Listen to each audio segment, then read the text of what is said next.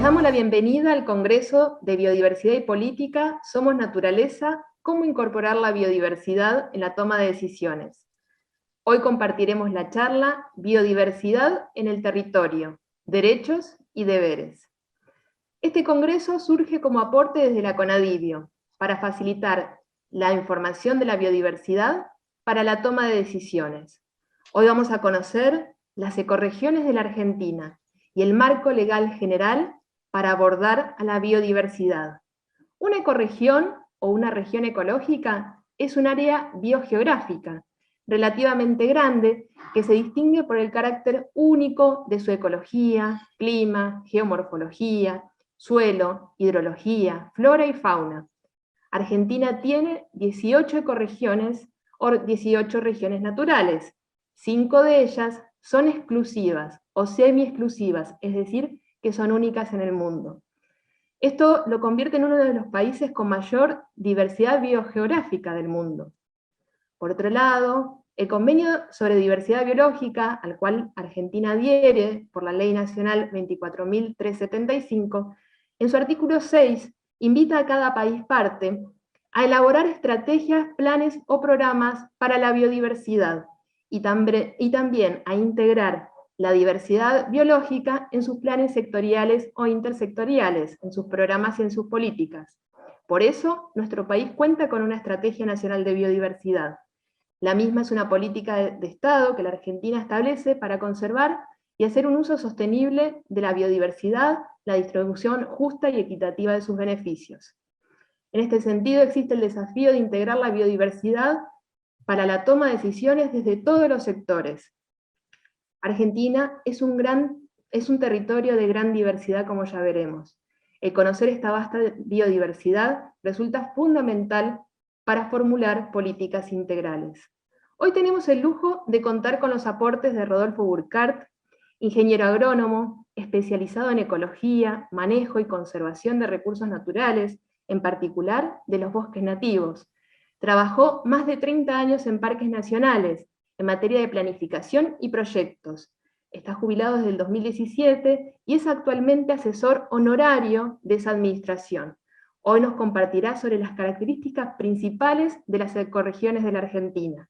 También nos hablará Cintia Ogaz Méndez, abogada especialista en Derecho Ambiental, técnica jurídica en la Dirección Nacional de Biodiversidad. Nos va a hablar sobre el marco jurídico de la biodiversidad en la Argentina. Ana Di Pangracio es abogada y activista ambiental. Nos va a hablar de la biodiversidad con enfoque de derechos, sobre la participación. Ella es directora ejecutiva adjunta de la Fundación Ambiente y Recursos Naturales, FAN. Entonces, hecha la presentación, le vamos a pedir a Rodolfo si nos puede compartir el primer tema, que son las ecorregiones de la Argentina. Bueno, este mapa de ecorregiones es el resultado de un trabajo conjunto que hizo la Secretaría de Ambiente en los años 90 con la Administración de Parques Nacionales, en una idea de tener una base de conocimiento de la diversidad de ecorregiones, de regiones naturales que constituyen el patrimonio natural del país, de la Argentina, como una necesidad para definir políticas de aprovechamiento sustentable, gestión de recursos naturales y conservación de los mismos en una vista de desarrollo sostenible del territorio. Lo que se veía en ese momento es el hecho de que había mapas temáticos, básicamente, como geológico, climatológico, de vegetación natural o fisiografía, pero no un mapa de ecorregiones que representaran la integración de factores en términos de un análisis ecológico integrado de los factores naturales que componen el territorio y sus diferencias. En ese sentido, lo que se decidió es entonces convocar a talleres en los cuales sobre unos mapas mudos los especialistas de diferentes Argentina trabajaron en conjunto para agrupar y delimitar sectores del territorio que redundaron en esta composición de ecorregiones. Son 18 ecorregiones, de las cuales 2 son marítimas, y bueno, representa un trabajo interdisciplinario de conjunto, que no es definitivo ni perfecto, pero tiene perspectivas de ser en el futuro perfeccionado, si se quiere, quizá con las tecnologías digitales actuales de algoritmos multivariante y multifactorial, que puedan establecer diferencias quizá más exactas y claras entre las diferentes ecorregiones del país, corregir límites, agrupar, etc. Bueno, en ese sentido es como hasta ahora tenemos este producto que voy a empezar a describir en un panorama breve de las diferentes ecorregiones. Para hacer un pantallazo a través de las diferentes ecorregiones del país, vale la pena entrar primero a analizar los diferentes factores modeladores de las ecorregiones del país, que son factores de tipo climático, fisiográfico, geológico, para comprender mejor esa variedad de ecosistemas. En primer lugar, un factor importante que tiene el territorio nacional es una enorme extensión latitudinal, desde el subtrópico en el norte hasta el clima frío subantártico de Tierra del Fuego, sin contar lo que llega al polo sur a través del sector antártico. Dentro del continente son prácticamente 3.700 kilómetros de extensión. Otro factor es la altitud, desde el nivel del mar hasta las altitudes mayores de los Andes, que alcanzan casi los 7.000 metros de altura. Otro factor importante es las variables a tener en cuenta del clima. Por de pronto, los vientos principales que soplan sobre el territorio y las precipitaciones que acarrean como resultado. A su vez también, lógicamente, la variable de la temperatura.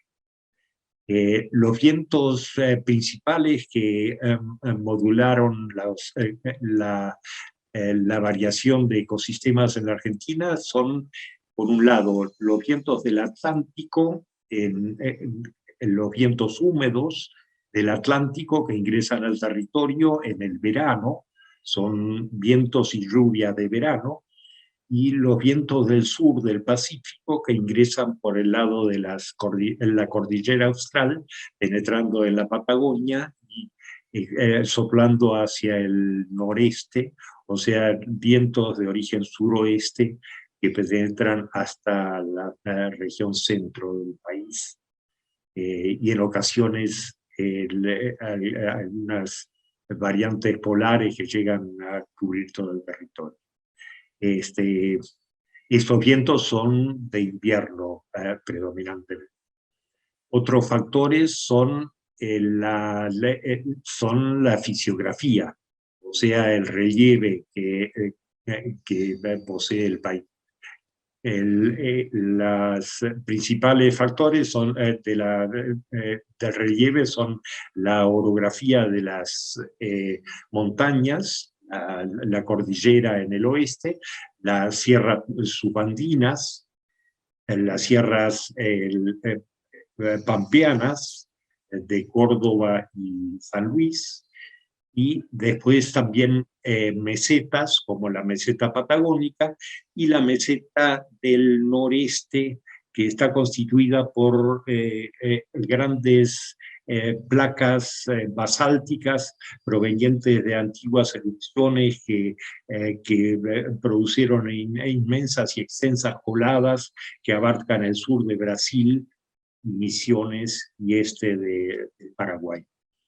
En el medio queda toda una gran cuenca llana, la llanura chacopampeana, originada en una depresión que tuvo ingresiones marinas en su tiempo y que posteriormente fue siendo rellenada a lo largo de millones de años por sedimentos provenientes de los vientos del suroeste, de la erosión de las mesetas patagónicas y de las cenizas volcánicas provenientes del vulcanismo del sur de Chile. Este cubrimiento son sedimentos gruesos de entre 200 y 300 metros de profundidad que rellenaron esa gran cuenca deprimida del centro de la Argentina. Esos son principalmente los factores que han modulado las ecorregiones. Bueno, hacemos un pantallazo a lo largo y ancho de las ecorregiones, empezando por el noreste. Entramos desde la placa de meseta basáltica del sur de Brasil, en la provincia de Misiones, que tiene las características de constituirse como ecorregión en una selva subtropical húmeda por los mismos vientos del Atlántico de que habíamos hablado, de la cual se desciende hasta menos de los 100 metros ya a la llanura en Corrientes, ocupando la ecorregión de los campos y malezales en primer término, que son una ecorregión muy plana, de pajonales intercables en temporada de lluvias, dedicados a la ganadería. De esa ecorregión pasamos a la de los esteros del Liberá, que están constituidos por todo un abanico de las migraciones que tuvo el curso de Paraná al bajar de la meseta y constituyeron grandes cuencas por donde cursaba el río en su tiempo, que actualmente son esteros inundados, como el mismo estero del Liberá, el más grande, y otros menores también del lado paraguayo. Constituye una vegetación de humedal, pajonales y algunos boquetes sobre los cordones altos del sedimento traído por el Paraná. Seguimos hacia el oeste y entramos en las terrazas de inundación del río Paraná, que comienzan en el Chaco, se extienden a lo largo de la provincia de Santa Fe hasta el delta del Paraná, en la desembocadura en el río de la Plata. Tiene la característica de ser una terraza de inundación, donde ingresan las crecientes periódicas del río, y constituye una cantidad de canales y islas con barras de pequeños bosques más elevados, una variedad de pequeños ecosistemas de gran humedad. Hacia el oeste seguimos ya entrando en la región del Chaco, Gran Chaco argentino, que en esta ocasión dividimos en su parte húmeda, el Chaco húmedo y el Chaco seco al oeste, en la medida en que, como habíamos visto, los vientos van depositando su carga de humedad y disminuyendo en cuanto a cantidad de lluvias hacia el oeste. desde prácticamente los 1200 milímetros a la altura del Paraná hasta el mínimo de 300 milímetros en la parte más árida que limita con el desierto. El Chaco húmedo, por de pronto, tiene influencia de la acción de los grandes ríos, como ser el Pilcomayo en el norte, el Bermejo y el Salado, y en sus grandes desbordes constituyeron franjas de ríos locales con sus albardones altos, alternando con esteros y cañadas que hacen a un ecosistema bastante heterogéneo dedicado ante todo a la silvicultura del bosque nativo y a la ganadería. Hacia el oeste entramos entonces en el Chaco seco, donde los suelos se vuelven más parejos y más profundos, que permiten la agricultura. Toda la región central del Chaco, la región de agricultura algodonera, del Chaco y Santiago del Estero, y hacia el oeste va disminuyendo, constituyendo en general bosques secos, los famosos quebrachales y algarrobales chaqueños, muy puestos en jaque por el avance de la agricultura. En la actualidad, como ustedes ven acá, el avance agropecuario. Los vientos húmedos, en un momento dado, ya pasando a la región del Chaco seco, se encuentran con una barrera de sierras, que son las sierras subandinas, que lo obligan a elevarse, se enfrían y vuelcan el resto de humedad que tienen, constituyendo toda una región de húmeda nuevamente, que es la región de las yungas, con selvas de montaña que se constituyen en esa ecorregión de humedad debida a la influencia de la sierra. Del otro lado de las sierras, ya los vientos totalmente secos entran en una zona de sierras y valles interserranos, como la típica quebrada de Humahuaca, la más representativa de lo que es el monte, el llamado así como un semidesierto.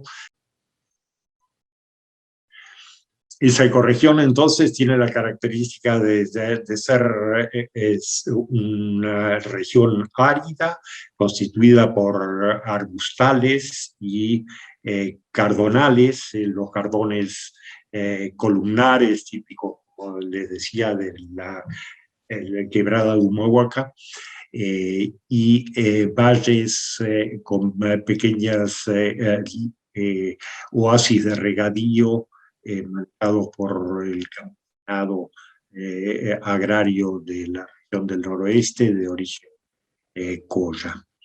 Yendo hacia el oeste, uno se eleva hacia el altiplano, que es la Puna, que compartimos con Bolivia y Perú, y que es a su vez una ecorregión árida, pero elevada, fría, constituida también por cordones montañosos y valles prácticamente cerrados. Tienen la característica de ser cuencas cerradas, donde se alojan lagunas de altura y salares, los grandes salares de la...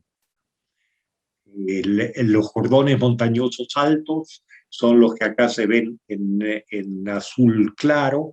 Se extienden a lo largo de la frontera con Chile, como el cordón principal, que se extiende hacia el sur, como la cordillera alta del norte y centro del país, hasta el norte de la provincia de Neuquén. Como sabemos, es una cordillera alta, seca, pero con alguna humedad proveniente del Pacífico que conforma los glaciares de altura que alimentan a los ríos que bajan hacia el llano. Bueno, a la altura del centro del territorio argentino, también empezamos por las ecorregiones del litoral, también regadas por los vientos del Atlántico, y comienza la región más húmeda del centro del país, es la región de La Pampa, que va de los 1.400 milímetros en Entre Ríos hasta los 600 milímetros en su límite con el semiárido. Esta región es un llano, una llanura de pastizales sin árboles en su origen, salpicada de gran cantidad de pequeñas lagunas, y con drenaje lento hacia el Atlántico y hacia el delta del Paraná. Tiene la característica de tener suelos fértiles, como es proverbial de La Pampa, en el sentido de que los rellenos de sedimento que se originaron en el sur con los vientos del suroeste, tienen la característica de tener una composición mineral bien rica, entre ellos el calcario, que es un mineral, el calcio, que permite la agregación de las partículas del suelo mineral con la materia orgánica proveniente de la descomposición de los pastizales densos templados, y constituyen un horizonte de rica materia orgánica que lo hacen sumamente. De La Pampa seguimos hacia el oeste, entrando en el semiárido, en una ecorregión de transición hacia el árido que representa el Espinal. Hacia el oeste es una transición hacia el árido, como decíamos, mientras en el norte representa una transición hacia la llanura. Constituida el Espinal por bosques bajos, ante todo de algarrobos y sabanas, hoy prácticamente ocupada también por calidad, lo cual hace arriesgar la amenaza de extinción de esos bosques nativos como los cardenales de La Pampa. Hacia el oeste entramos, como decíamos, en el semidesierto, nuevamente en una composición de lo que se llama el monte, y en este caso ya el monte es de clima templado, ya no subtropical como el monte del norte, sino el que llamamos el monte de llanuras y mesetas, que ya no contienen sierras ni bolsones, sino llanuras onduladas y mesetas. Estas mesetas disectadas por los ríos que bajan de la cordillera, como los ríos Desaguadero y Atuel de Mendoza, y el negro y colorado y negro de Río Negro, que representan oasis de riego de importancia para la agricultura templada de la Argentina. Del monte de llanuras y mesetas pasamos hacia el sur a la estepa patagónica, que son son también estepas, pero más bajas, de pequeños arbustos, una vegetación rala, de vegetación arbustiva. Son mesetas altas que van descendiendo hacia la costa atlántica, disectadas también por varios ríos patagónicos, como el Chubut, el Santa Cruz. también le está dedicada a la ganadería extensiva, como se sabe, con riesgo de sobrepastoreo grande, porque por la sequedad del ambiente hay riesgos de erosión y hay un factor de erosión bastante grave que afecta a esa ganadería. Hacia el oeste, desde la estepa patagónica seca, que no pasa de los 200 milímetros de lluvias de invierno, vamos hacia el oeste a lo que son los bosques patagónicos, de los cuales en la Argentina tenemos apenas el margen oriental, porque los vientos del Pacífico húmedos depositan el grueso del lado chileno, donde se despliega en forma mucho más diversa y rica la vegetación de bosques templados, mientras que de la Argentina apenas tenemos las estimaciones orientales antes de pasar directamente a la estepa. Los bosques patagónicos, bueno, están determinados por estas lluvias que son permitidas por el hecho de que los vientos del Pacífico en los Andes australes tienen la capacidad de penetrar en los cordones por pasos bajos que tiene la cordillera. En general, la cordillera austral es mucho más baja que la del centro y norte, por debajo de los 1000 metros prácticamente, y tiene pasos más bajos todavía, de unos 500 metros de altitud, por donde penetran los vientos. De ahí podemos pasar directamente a las ecorregiones marinas. La ecorregión del mar argentino está constituida por la plataforma continental, que se extiende prácticamente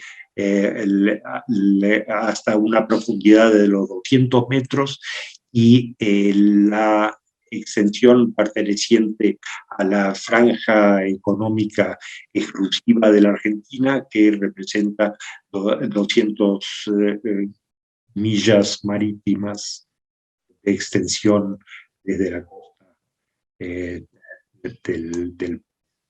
Es una ecorregión que contiene vegetación de algas, fitoplancton y zooplancton bastante ricas, gracias a que es un mar relativamente plano, de poca profundidad. Esa flora acuática permite un desarrollo es una fuente de alimentación para una rica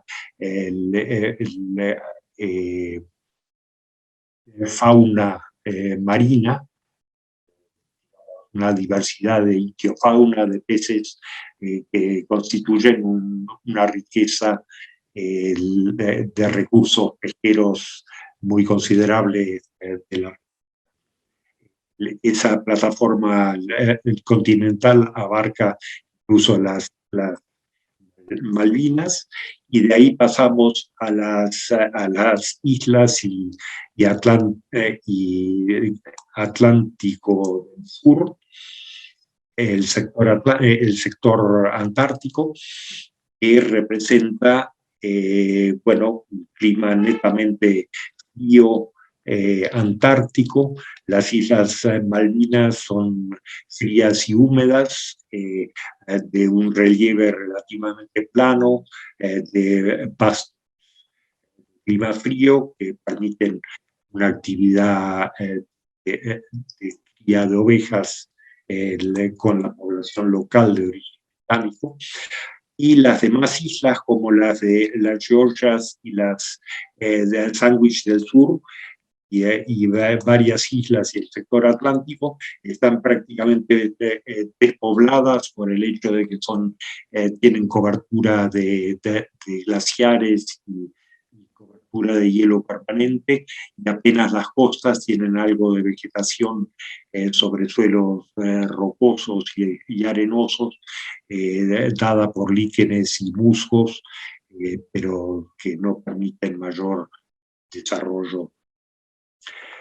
Bueno, esta ecorregión de las islas y el sector antártico prácticamente tiene un valor estratégico en cuanto a las perspectivas de aprovechamiento de recursos hasta ahora no explotados, por acuerdo del Tratado Atlántico que nos permite el uso de esos recursos, pero bueno, la Argentina pelea por sus derechos de aprovechamiento futuro. Bueno, con eso concluimos todas las ecorregiones del país. Muchísimas gracias, Rodolfo, por esta clase magistral, por este viaje a través de las imágenes satelitales que brinda el Google Earth y también asociándolo con el mapa de ecorregiones, ¿no? Con las ecorregiones de las cuales vos también participaste justamente en esta identificación que se hizo hace ya unos años de las ecorregiones del país. Así que es un lujo escucharte y aprender más de las ecorregiones de parte tuya, de quien ha ayudado justamente a identificar estas ecorregiones que hay en el territorio argentino. Así que bueno, agradecerte muchísimo. Y bueno, vamos a seguir ahora con Cintia. Muy bien, gracias. Muchas gracias, Rodolfo. Bueno, lo único que menciono es que remarco es que fue un trabajo conjunto de equipo realmente muy fructífero y que lo mío fue simplemente la función final de compilación y síntesis de esos aportes colectivos de la ciencia y la tecnología argentina, ¿no? Genial. Bueno, si está Cintia ahí para compartir su presentación.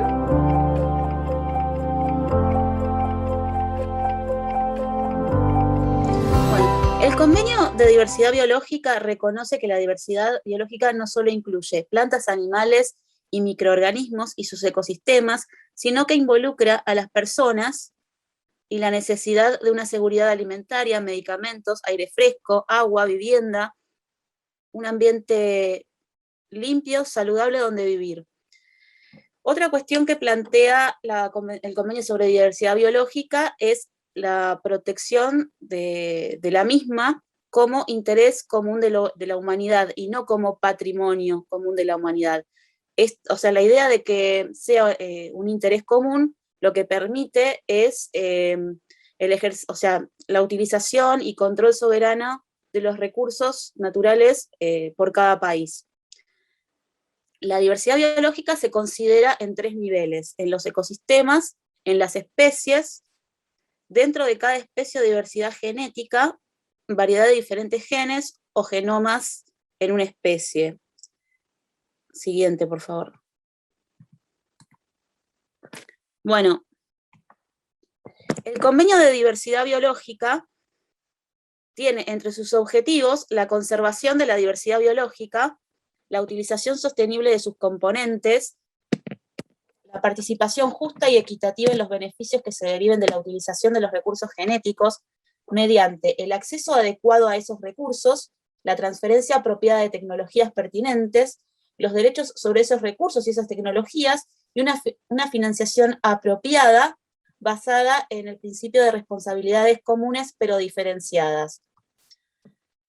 Dentro de las herramientas que plantea el Convenio de Diversidad Biológica para la protección se encuentran las estrategias y planes nacionales.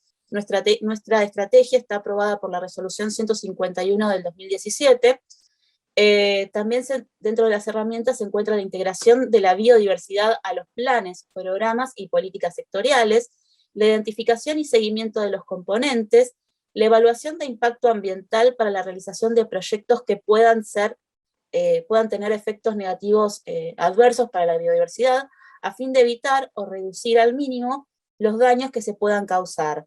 También plantea la creación de áreas protegidas, la recolección, instalación e instalaciones para conservación in situ, recuperación y rehabilitación de las especies amenazadas y la reintroducción de estas en sus hábitats naturales.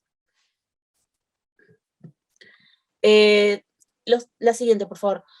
Los temas transversales son las metas de Aichi sobre biodiversidad, la diversidad biológica y cultural, la diversidad biológica para el desarrollo, el cambio climático y la diversidad biológica, la comunicación, educación y conciencia pública, la economía, comercio e incentivos, el enfoque ecosistémico, la restauración de los ecosistemas, género y biodiversidad, la estrategia global para la conservación vegetal, la iniciativa mundial sobre taxonomía, las especies exóticas invasoras, el uso sostenible de la diversidad biológica, la evaluación de impacto, como dijimos anteriormente, la responsabilidad y compensación, el turismo y diversidad biológica, la transferencia de tecnología y cooperación tecnológica, la identificación, vigilancia, indicadores y evaluaciones, las áreas protegidas, los conocimientos, innovaciones y prácticas tradicionales, que esto está regulado en el artículo 8J, y temas nuevos y emergentes. La próxima. Los recursos genéticos se regulan a partir del protocolo de Nagoya, que es el protocolo sobre el acceso a los recursos genéticos y la participación justa y equitativa de los beneficios derivados de su utilización.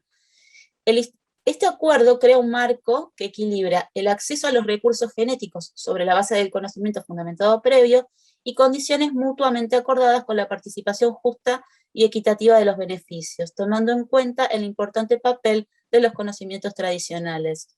El protocolo también propone la creación de un mecanismo mundial multilateral que opere en las zonas transfronterizas o en situaciones en las que el consentimiento fundamentado previo no se puede obtener. Siguiente. El protocolo de Nagoya, que tiene como objetivo luchar contra la biopiratería y establecer un marco legal para que la industria, como la farmacéutica o la cosmética, compense a los países de donde se extrae esos recursos para elaborar sus productos. Bueno, dentro del marco internacional, también aplicable a la biodiversidad, está el Convenio sobre el Comercio Internacional de Especies Amenazadas de Fauna y Flora Silvestre, CITES. Este convenio tiene por finalidad velar porque el comercio internacional de especímenes de animales y plantas silvestres amenazadas no constituyan un riesgo para su supervivencia. Se estructura a partir de un sistema de permisos de exportación, importación y reexportación, y se estructura también a partir de 3 apéndices de protección. ¿Sí? En el apéndice 1 se incluyen todas las especies en peligro de extinción, el comercio en especímenes de estas especies está prohibido, se autoriza solamente bajo circunstancias excepcionales. El apéndice 2 se incluyen especies que no se encuentran necesariamente en peligro de extinción actualmente, pero cuyo comercio debe controlarse a fin de evitar una utilización incompatible con su supervivencia. El apéndice 3 son las especies que se incluyen, que están protegidas al menos en un país y su comercio está permitido. Siguiente. El convenio CITES, la regulación de especímenes incluidas en los apéndices, se basa en un sistema de intercambio de permisos obligatorios. La intervención de la autoridad científica es para verificar que la operación no perjudica a la supervivencia de la especie, y la intervención de la autoridad administrativa sirve para verificar que el espécimen no fue obtenido en contravención a la legislación vigente y verifica que todo espécimen vivo será acondicionado y transportado de manera que se reduzca al mínimo el riesgo de heridas, deterioro en su salud o maltrato. Bueno, siguiente, por favor. El convenio de especies sobre conservación de especies migratorias tiene por características conservar o restaurar el hábitat de las especies migratorias amenazadas, prevenir, eliminar, compensar o reducir al mínimo los efectos negativos de las actividades o de los obstáculos que constituyan un impedimento grave a la migración de especies, prevenir, reducir o controlar, cuando sea posible y apropiado, los factores que amenacen o puedan amenazar en mayor medida dicha especie, las partes que sean estados del área de distribución, ya sea terrestre, acuática, que una especie migratoria habita, atraviesa o sobrevuela en un momento dado durante su itinerario habitual de migración. se prohibirá la captura de esos animales de especies que figuran en el apéndice 1, salvo excepciones, capturas con fines científicos, proyectos de mejora de la especie, y bueno, estas excepciones deben ser precisas en su contenido, limitadas en el espacio y en el tiempo, y no actuar en detrimento de la especie. Respecto del apéndice 12 pueden celebrar acuerdos. Bueno, dentro de las normas nacionales se encuentra el derecho humano al ambiente, dentro de la Constitución Nacional podemos mencionar el artículo 41, que es la base del derecho ambiental nacional.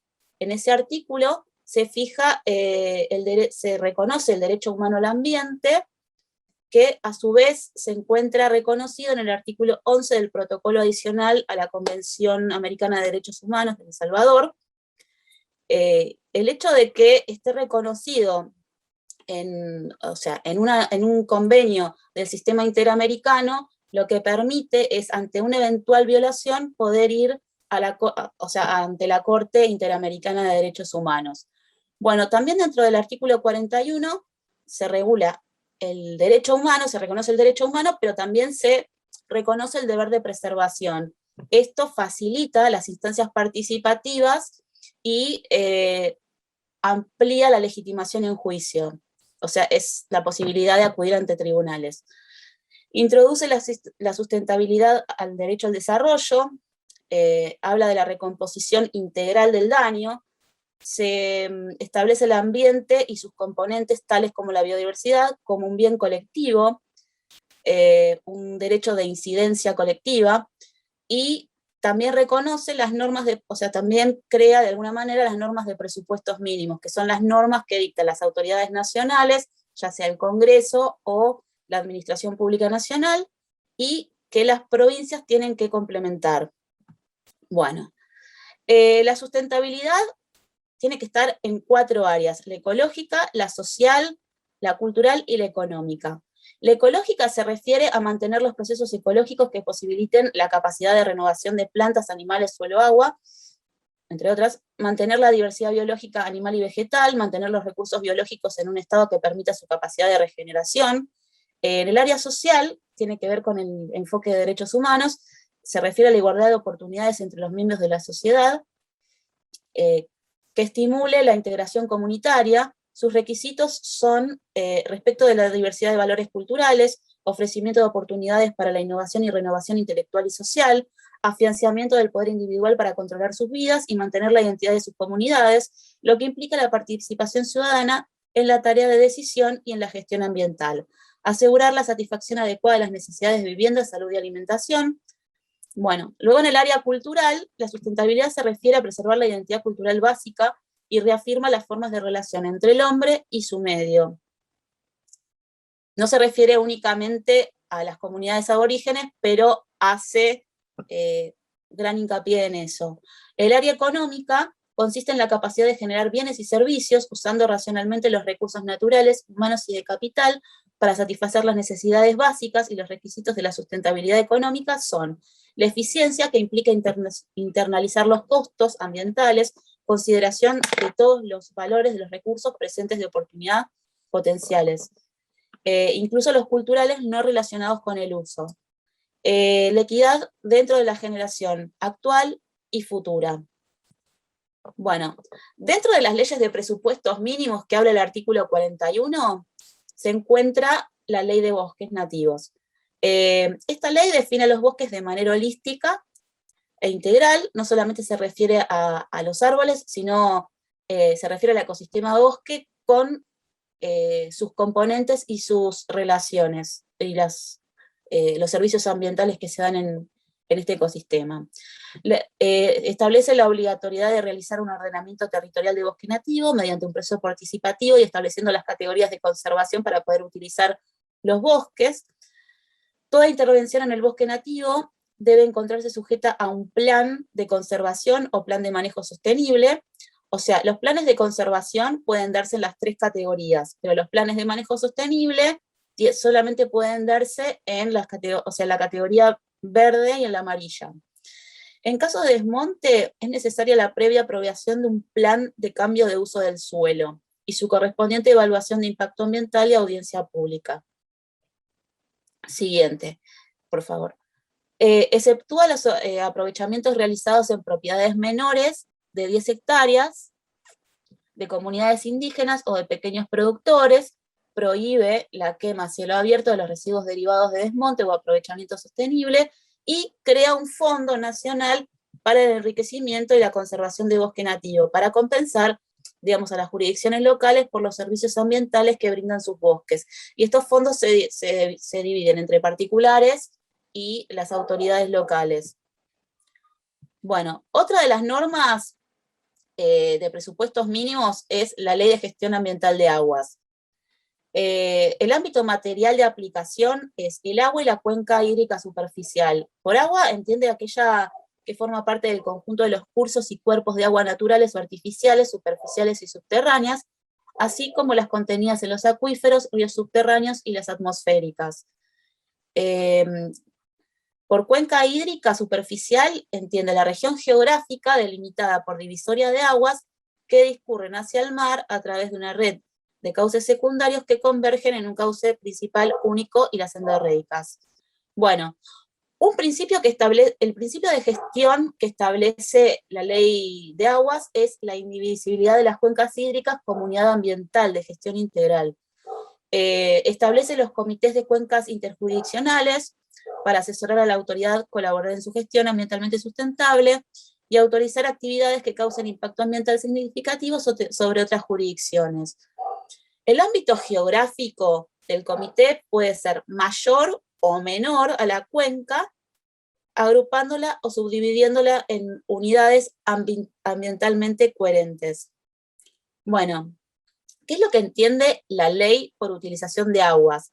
La toma y desviación de aguas superficiales, el estancamiento o modificación en el flujo, la profundización de aguas superficiales, la toma de sustancias sólidas o en disolución de aguas superficiales, siempre que tal acción afecte el estado o calidad de aguas o su escurrimiento. La colocación, introducción o vertido de sustancias en aguas superficiales, siempre que tal acción afecte el estado o calidad de las aguas o su escurrimiento. Y la colocación o introducción de sustancias en aguas costeras, siempre que tales sustancias sean colocadas o introducidas desde tierra firme o hayan sido transportadas a aguas costeras para ser depositadas en ellas, o instalaciones que en las aguas costeras hayan sido erigidas o amarradas en forma permanente. También entiende por utilización de aguas la colocación e introducción de sustancias en aguas subterráneas, la toma de aguas subterráneas, su elevación y conducción sobre tierra, así como su desviación. El estancamiento, la profundización y la desviación de aguas subterráneas mediante instalaciones destinadas a tales acciones o que se presenten para ellas. Las acciones aptas para provocar permanentemente o en una medida significativa alteraciones de las propiedades físicas, químicas o biológicas del agua.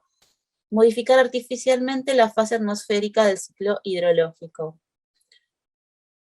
Bueno, las funciones de la Autoridad Nacional de Aplicación tiene funciones legislativas, con lo cual se cuestiona la constitucionalidad de esta ley, porque, digamos, este tipo de normas solo podrían dictarlas el Congreso.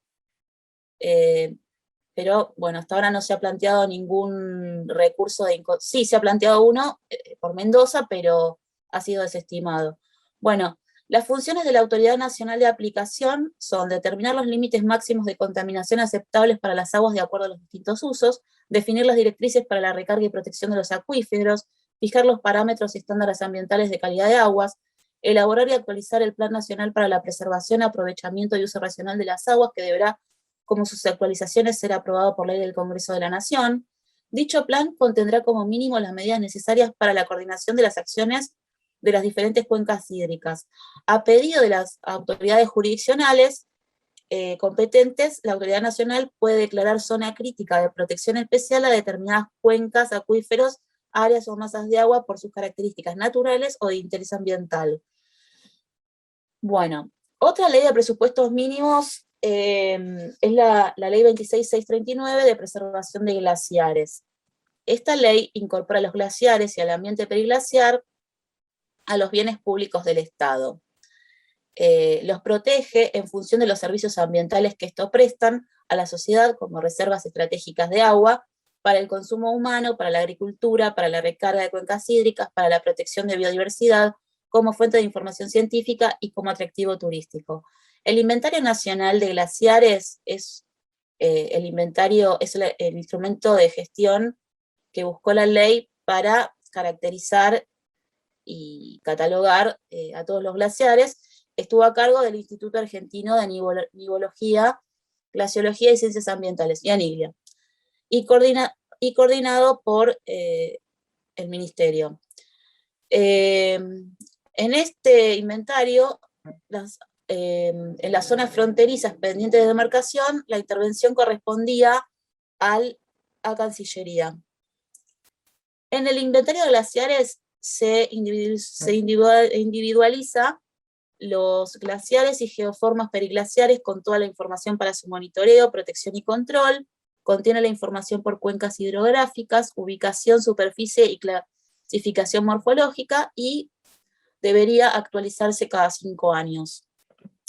En el artículo 6 se establecen las actividades prohibidas para realizar, digamos, en los glaciares, ¿sí? Que puedan afectar su condición, funciones, la que impliquen destrucción o traslado e interfieren en sus avances. Estas son la liberación, dispersión o disposición de sustancias o elementos contaminantes, productos químicos o residuos de cualquier naturaleza o volumen. Se incluyen en dicha restricción aquellas que se desarrollan en el ambiente periglaciar.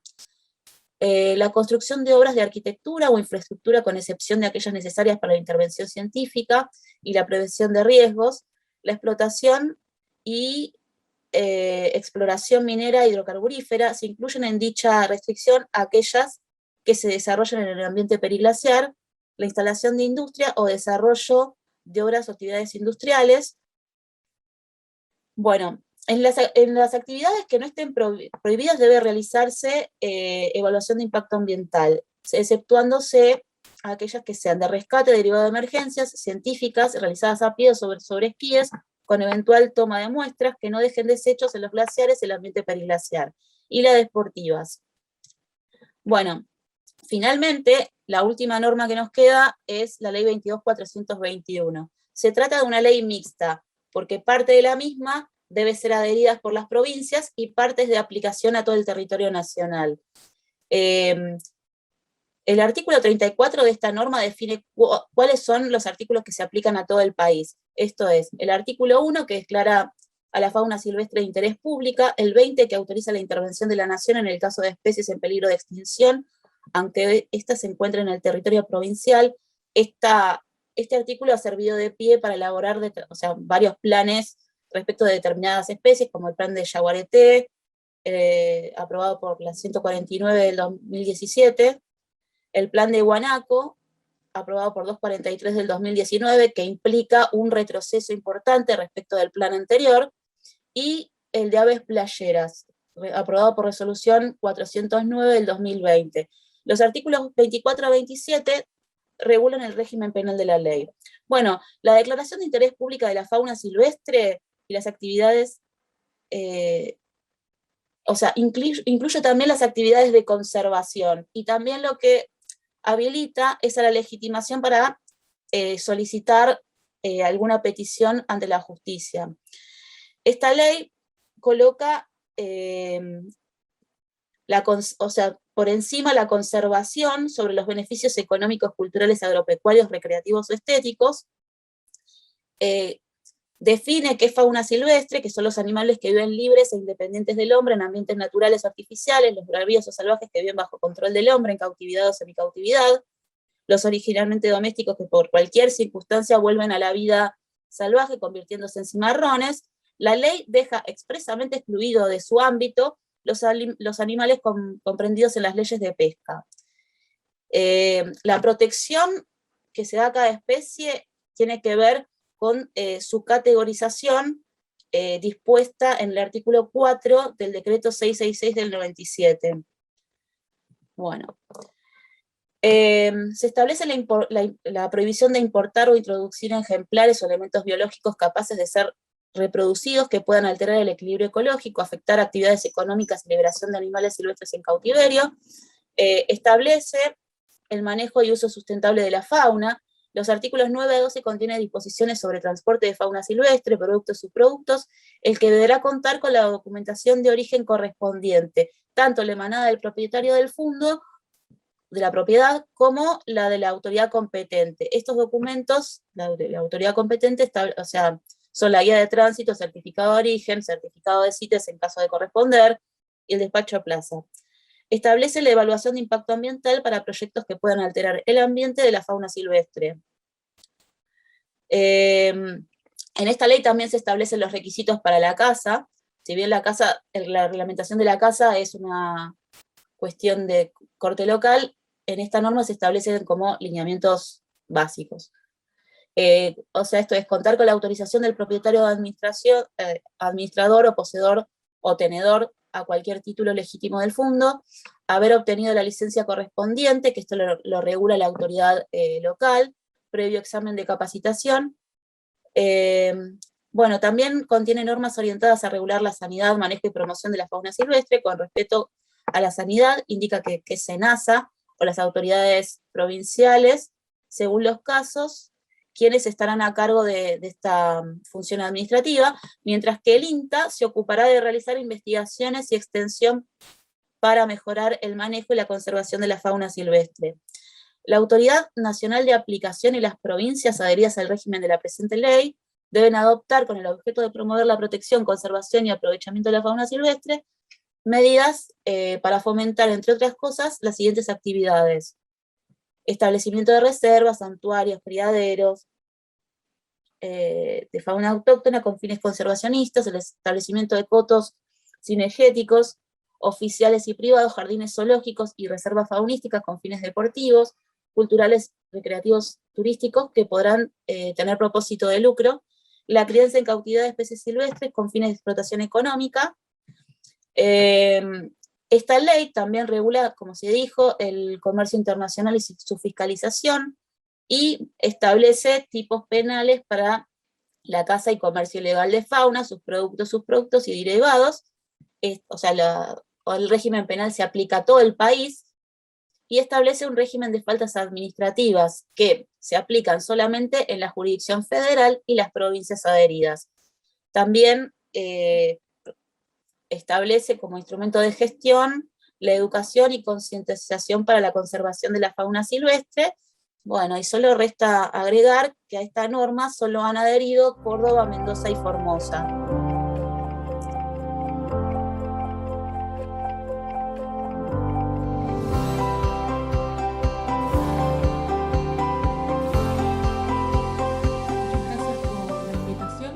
Yo voy a estar hablando sobre los derechos de acceso a la información y participación en relación a la biodiversidad.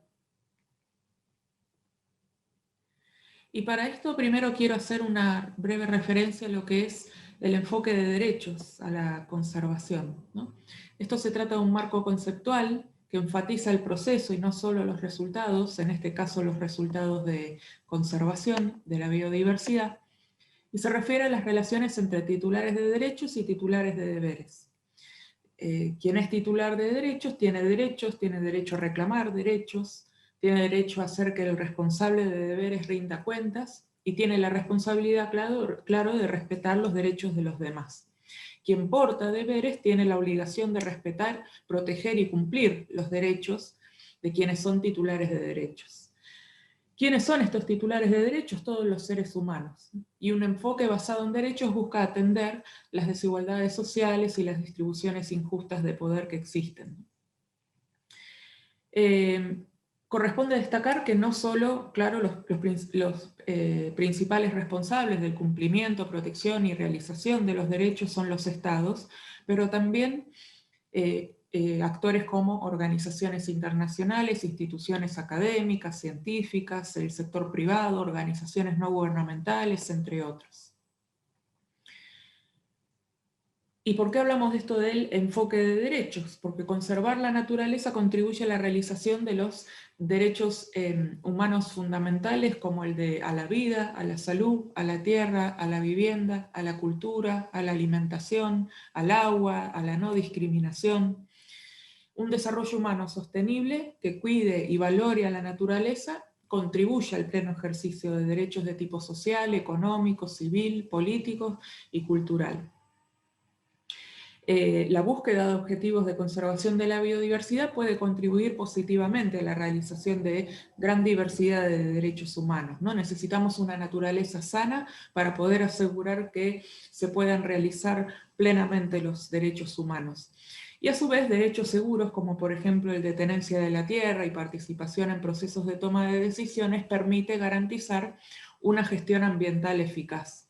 No obstante, también hay que tener en cuenta que las actividades de conservación, incluso las más bien intencionadas, también pueden tener impactos negativos cuando no se comprenden o no se abordan, ya sea en su totalidad o débilmente, los vínculos con las cuestiones de derechos humanos y bienestar humano, ¿no? Y el cumplimiento deficiente de los derechos también puede socavar los resultados de conservación, que a veces cuestan además tanto esfuerzo, ¿no? Entonces, derechos humanos que están vinculados con la conservación, ciertamente los derechos sustantivos que antes mencionaba, que son los que definen los derechos a la sustancia del bienestar humano. También resaltar que voy a mencionar luego brevemente derechos de los pueblos indígenas. Y lo que vamos a ver hoy más en detalle, derechos procedimentales, particularmente el de información y participación. No vamos a llegar a ver el derecho de acceso a la justicia, ¿no? De reparación en caso de daño ambiental, o si no puedo ejercer mi derecho de acceso a la información pública ambiental o de participar en procesos de toma de decisión. No lo vamos a llegar a ver, pero sepan que existe ese derecho de acceso a la justicia también, ¿no? Y además quiero destacar en torno con el ambiente y específicamente la biodiversidad que existe en el marco de Naciones Unidas un relator especial en derechos humanos y ambiente, ¿no? Y que promueve este enfoque de derechos en la conservación. Es un mandato que se creó en el marco de la ONU en 2012.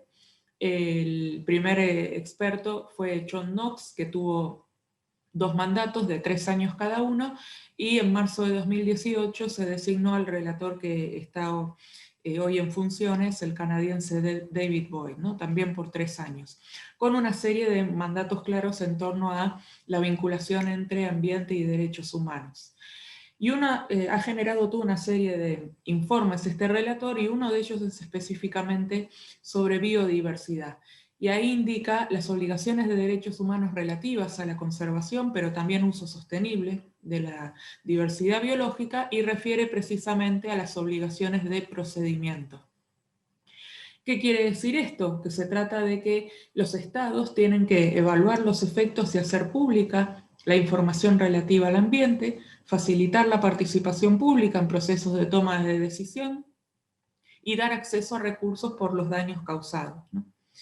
Estas obligaciones se fundamentan en derechos civiles y políticos, pero han sido aclaradas y ampliadas en el contexto del ambiente, ¿no? Del desarrollo del derecho ambiental. Y claro, se relaciona con lo que luego vamos a ver, que es el principio 10 de la Declaración de Río de 1992.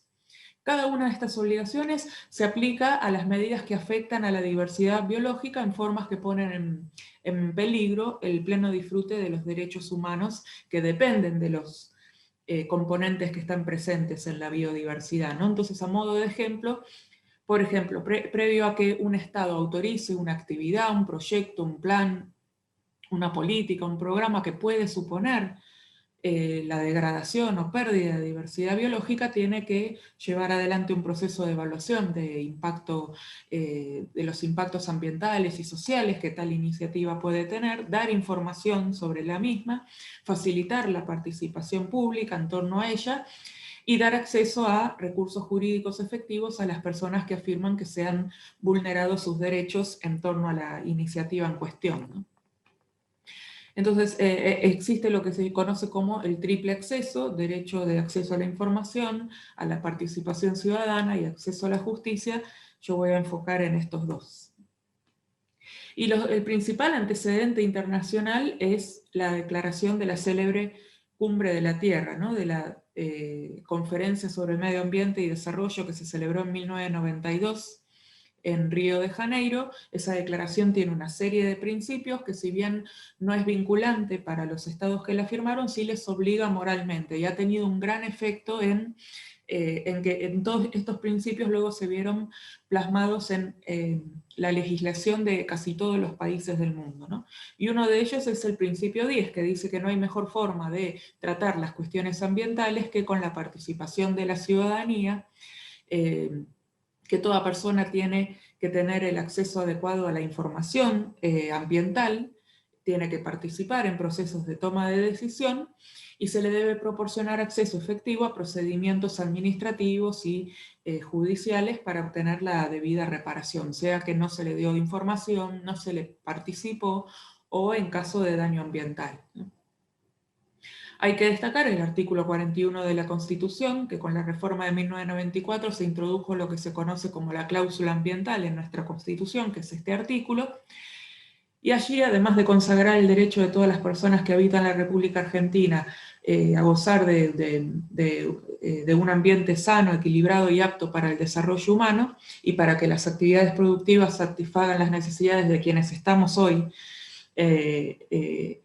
en nuestro país y las generaciones que vendrán, tiene disposiciones específicas en torno a la obligación de las autoridades y de la propia ciudadanía, ¿no?, de proteger el ambiente, pero particularmente las autoridades de proveer a que sea una realidad este derecho de las personas a un ambiente sano, a que se use sosteniblemente los recursos naturales, que se preserve la biodiversidad, nuestro patrimonio natural y cultural, y así también refiere a la información y educación ambiental.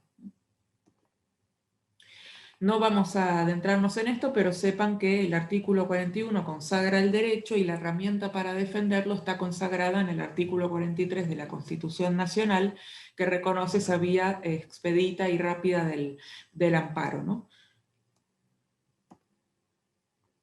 Entonces, ¿de qué se trata el acceso a la información? Este libre acceso a la información es el derecho de toda persona de acceder, es decir, de solicitar y recibir información de carácter público sin tener que justificar el motivo. No hay que indicar el porqué. Basta con la sola firma de la persona, su DNI, nombre y apellido, un email, ahora que está todo muy digitalizado también y se pueden hacer trámites de manera online, o presentarlo por la mesa de entrada de la autoridad correspondiente de manera presencial, y no se necesita de la firma de un o una profesional de la abogacía, ¿no?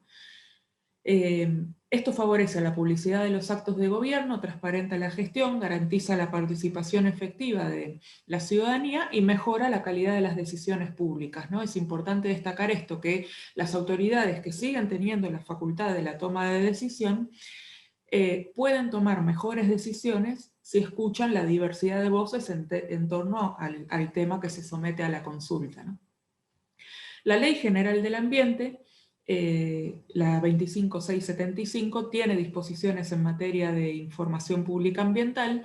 Allí indica como uno de los objetivos de la política ambiental en la Argentina el organizar e integrar la información ambiental y asegurar el libre acceso de la población a la misma, y el deber de informar de parte de las autoridades, ¿no? También indica que la autoridad de aplicación tendrá el deber de desarrollar un sistema nacional integrado de información que administre los datos significativos y relevantes del ambiente y evalúe la información ambiental disponible, y además se tiene que generar cada año un informe sobre el estado del ambiente en la Argentina, que se tiene que elevar ante el Congreso de la Nación, algo que se viene haciendo en los últimos años, ¿no? No se dio al inicio durante varios años, pero en los últimos años sí se está produciendo este informe, y que además es público en disponibilidad online. ¿De qué se trata información pública ambiental? Es toda información relacionada con el ambiente, los recursos naturales o culturales, es decir, ambiente en sentido amplio, no solo la cuestión natural, sino también cultural, el desarrollo sostenible, y en todo tipo de soporte, sea escrito, fotográfico, grabado, magnético, digital, es bien amplio, ¿no? Y en su momento en Argentina se dio la voluntad política en el Congreso Nacional de sancionar una ley de acceso a la información pública ambiental. Por muchos años no tuvimos una ley de acceso a la información, lo cual se dio más recientemente, una ley de acceso a la información en general, pero sí se dio oportunamente la voluntad de hacer una específica para lo ambiental.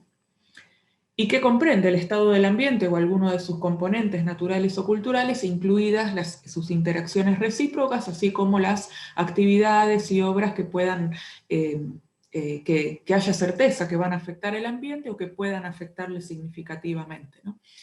Y eso incluye no solo proyectos, ¿no?, sino políticas, planes, programas y acciones diversas relativas al ambiente. La Ley 25.831 dispone un plazo máximo para responder de 30 días hábiles.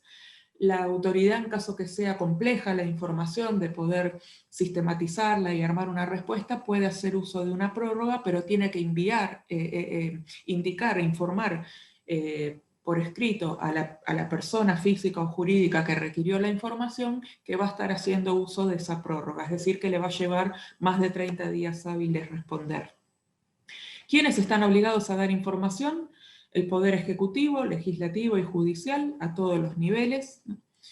Empresas y sociedades del Estado en el que, y todas aquellas otras organizaciones empresariales en las que el Estado tiene participación mayoritaria, o bien en las que tiene participación minoritaria, pero en ese caso será solo en lo referido a la participación estatal, el tipo de información al que alcanzará. También concesionarios, permisionarios y licenciatarios de servicios públicos o concesionarios permisionarios de uso del dominio público, en la medida en que cumplen servicios públicos, también contratistas, prestadores y prestatarios, cualquiera sea la modalidad contractual.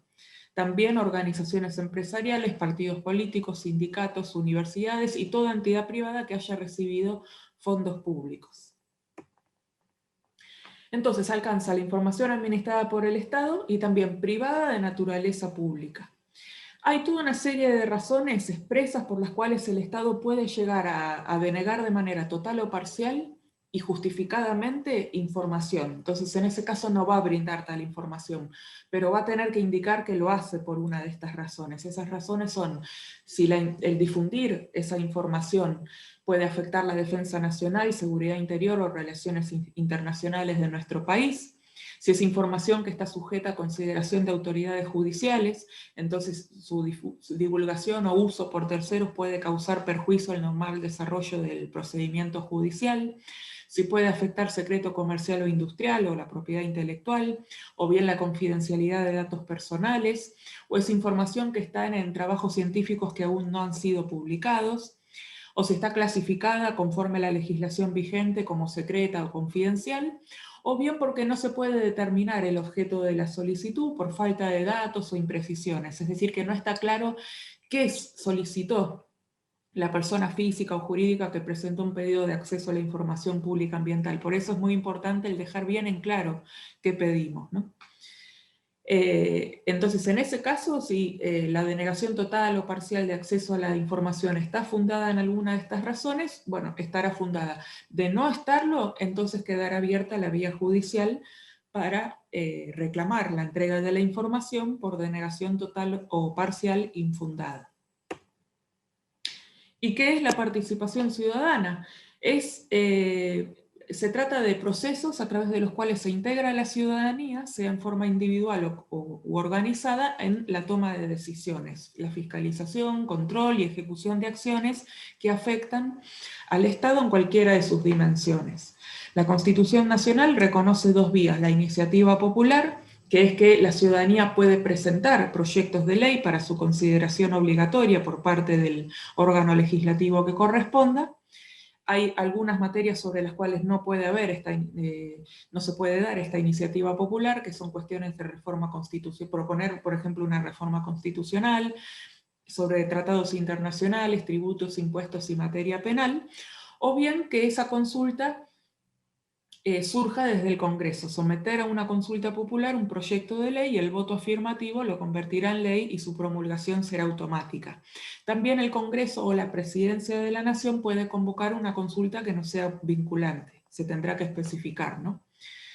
La Ley General del Ambiente contiene previsiones sobre participación, claro, dice toda persona tiene derecho a ser consultada y a opinar en procedimientos administrativos que se relacionan con la protección del ambiente.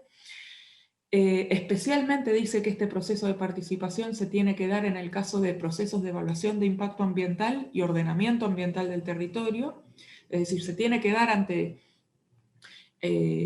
todo proyecto que puede tener un impacto negativo sobre el ambiente, pero especialmente sobre este tipo de procesos, y para ello las autoridades van a tener que institucionalizar procedimientos de consultas y audiencias públicas, ¿no?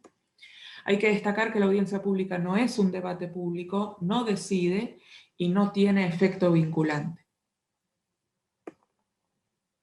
Y también resaltar muy brevemente que más allá de esta vía de la audiencia pública, hay un derecho que es propio de los pueblos indígenas, que es el derecho a la consulta y al consentimiento libre, previo e informado, que es un proceso mucho más extenso y complejo que el de una simple audiencia pública, ¿no? Y que va en línea con el reconocimiento de una serie de derechos que hace la Constitución argentina en su artículo 75, inciso 17, ¿no? Esta consulta tiene que ser previa, libre, informada, de buena fe, culturalmente adecuada, y a instituciones realmente representativas de la comunidad indígena de que se trate.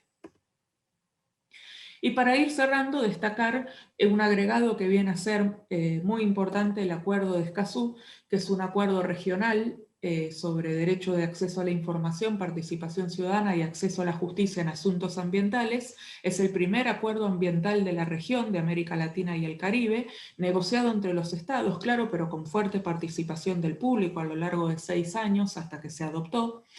Hace una clara vinculación de derechos humanos y ambiente, enfoca especialmente en grupos en situación de vulnerabilidad y establece obligaciones de los estados con sus sociedades y entre los estados, alienta la cooperación y la generación de capacidades. Y contiene, claro, previsiones sobre los 3 derechos de acceso, pero especialmente, y es el primer tratado en el mundo en hacer eso, tiene previsiones sobre protección de personas que defienden el ambiente. Esto es muy importante porque América Latina y el Caribe es una de las regiones más peligrosas en el mundo para las personas que defienden el ambiente y los derechos humanos de sus comunidades. Los datos de 2019 de una organización que trabaja específicamente este tema, que es Global Witness, indican que más de 200 personas que defienden la tierra y el ambiente fueron asesinadas en ese año, más de 2/3 en nuestra región. La región amazónica es la que más asesinatos concentra y per cápita Honduras es el país más afectado. Y detrás de estos asesinatos hay actividades extractivas como la minería, la agroindustria y la tala de bosques. Las previsiones que tiene en materia de personas defensoras del ambiente y de derechos humanos es que se les tiene que garantizar el Estado, ¿no? Un ambiente seguro y propicio para que puedan actuar libres de amenazas, restricciones e inseguridad, tomar las medidas adecuadas y efectivas para reconocer, proteger y promover los derechos de estas personas a la vida, a la integridad personal, libertad de opinión y expresión, a reunirse de forma pacífica y asociarse de libre circulación, así como de ejercer los propios derechos de acceso que el Acuerdo de Escazú reconoce, ¿no? Y también a tomar todas las medidas necesarias para prevenir, en primer lugar, un foco muy importante, todo ataque y amedrentamiento a personas que defienden el ambiente y los derechos humanos, pero en el caso de que se dé un ataque, una amenaza o una intimidación, investigarlo para que quien resulte encontrado responsable reciba el castigo correspondiente, ¿no? A inicios de 2018 el Acuerdo de Escazú se adoptó, se abrió la firma y bueno, era necesario que 11 estados lo ratificaran para que 90 días después entrara en vigor. Eso pasó el 22 de abril de 2021, Argentina se encuentra entre esos países que ratificaron, con lo cual suma democracia ambiental Argentina, y ahora se pueden desde ya, si bien entró en vigor, otros países de América Latina y el Caribe, y confiamos que así será, van a seguir sumándose al acuerdo, adhiriendo, ¿no? al mismo.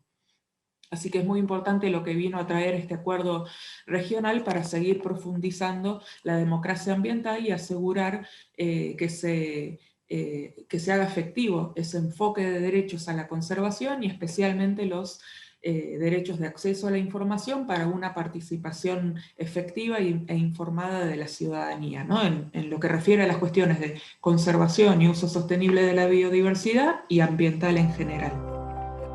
Gracias. Bueno, hoy hemos tenido el lujo de contar con los aportes de Rodolfo Burkhardt, quien nos habló de las ecorregiones de la Argentina, qué son, cómo se definieron. Él mismo participó en esa definición de estas 18 ecorregiones de la Argentina, y la importancia que estas tienen para una gestión integral del territorio, ¿no? El poder reconocer la diversidad que tenemos en nuestro territorio. Agradecerle también a Cintia Ogas Méndez, quien nos habló de la normativa de la Argentina a nivel nacional, y cómo diversas normativas se vinculan con la biodiversidad, como la ley de bosques, la ley de fauna, la ley de aguas, y otras normativas. Y agradecerle también a Ana Di Pangracio, quien hoy nos presentó este enfoque de derechos y biodiversidad, y cómo los derechos humanos y la biodiversidad deben ser abordados de manera conjunta. Agradecerles entonces a los tres este aporte para el Congreso. Y gracias también a ustedes por haber asistido.